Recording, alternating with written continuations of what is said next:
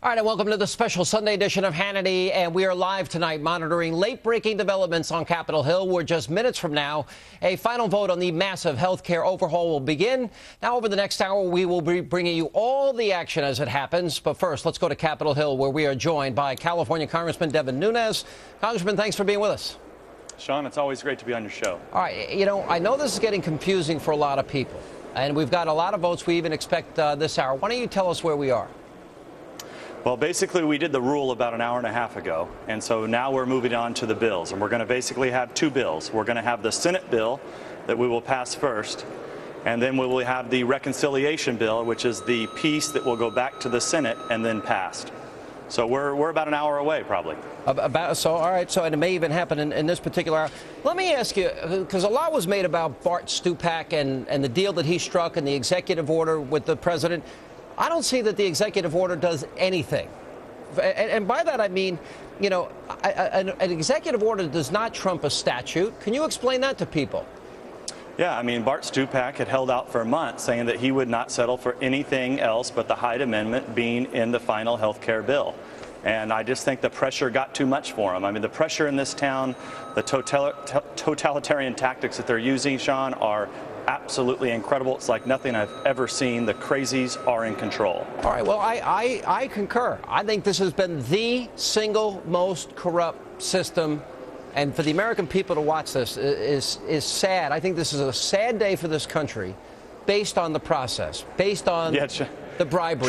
Try living it. It's ugly. I mean, we're disgusted. You know, we fought so long to hold the votes on this thing, and it looks like they're going to pass it by just a couple votes. Do you think do you look more towards Bart Stupak? Do you blame him more for this?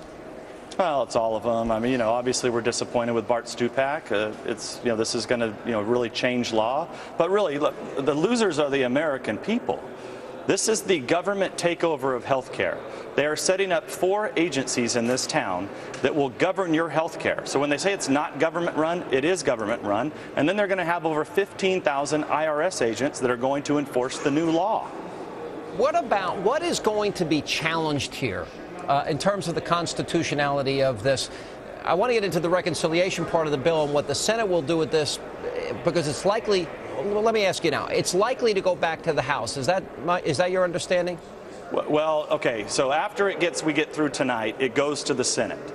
The Senate, last time I heard, they had about 20 different amendments that they could offer, and they're hoping to change the bill that would then send it back over to the House.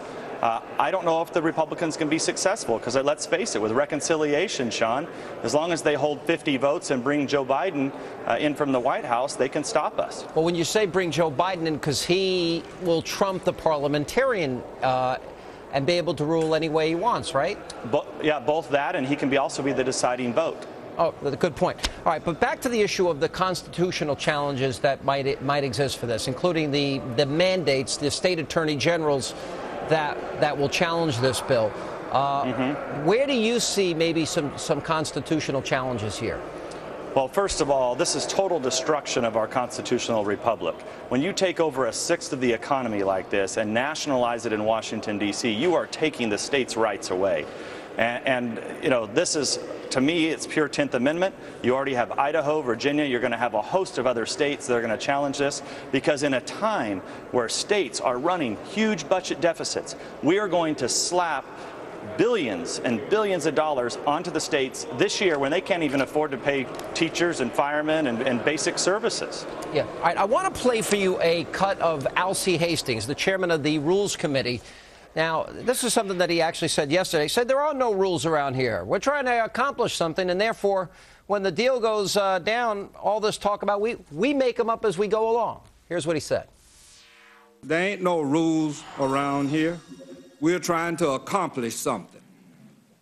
And therefore, when the deal goes down, all of this talk about rules, we make them up as we go along. No rules. We make them up as we go along. When I use the term totalitarian, that's what I'm referring to. This is a Congress that has been doing this for Almost 4 years now. Remember, the Democrats have been in control for almost 4 years. They love to blame Bush for all their problems, but this has been going on. Sean, the only reason that was actually caught on tape was because C-SPAN cameras were allowed in. And those guys sit up in that rules committee, and they say that stuff all the time. I've been up there several times throughout the past few years, and they constantly say crazy things. Look, the crazies are in charge. If you're a Democrat, I don't mean to insult you, but the Democrat Party left a lot of Americans a long time ago.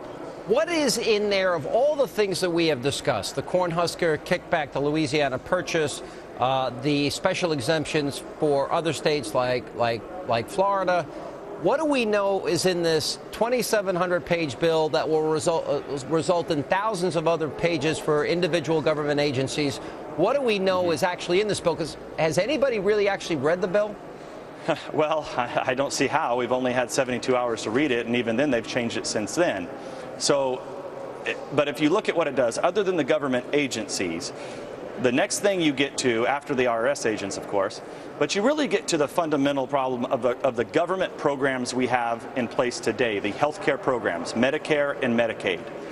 Right now, Medicaid, you're lucky if you can see a doctor if you're on Medicaid.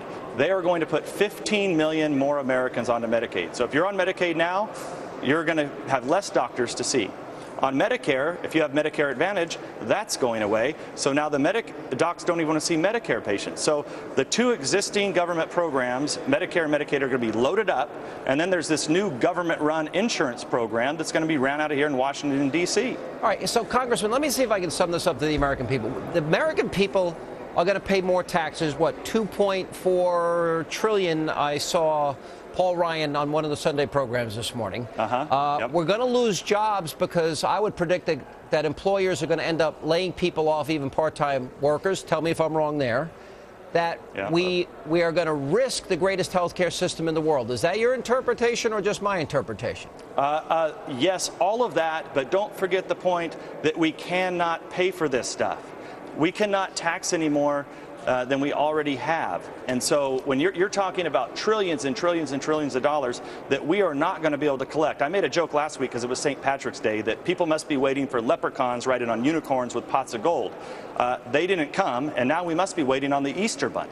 Yeah, well, you know, it seems like it. You know, I got to tell you, the overwhelming amount of email that I have tonight is one of deep worry, anxiety, concern about the future of the country. And about the process and about the corruption in this particular case. You've mentioned this yourself. The American people, is there a way to pull back on this from your point of view? Well, we are worried sick here. It's been a miserable time for us to watch this happen. I think that what's going to happen, the only way this can be beat ultimately if they get this done, will be a new president, because I can't imagine us getting to the point where we could override a presidential veto. Even if we could get control of the House, control of the Senate, how can we overhaul this next year? And do you think we won't have a president? And do you think that this vote that we're going to watch in this hour tonight, in this country, what do you think are the political ramifications of this? Well, you know, look. Personally, I don't see how the American people can let crazy leftists from the 1960s that are based out of Hollywood and San Francisco run this country. You've been to my district. You know what it's like, Sean. Yeah. All right, Congressman, frightening point of view, and I tend to agree with most of your analysis. Thanks for being with us. And coming up now, we are waiting right at this hour.